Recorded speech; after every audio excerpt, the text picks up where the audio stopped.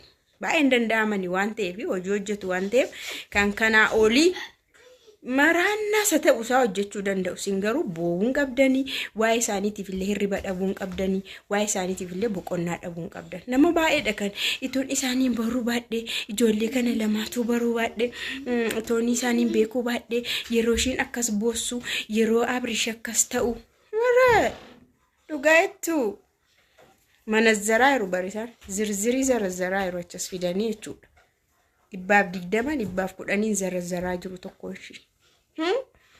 Gowwaata jechuun ilaaltanitti buhaaruudha, ilaaltanitti bashannanuudha.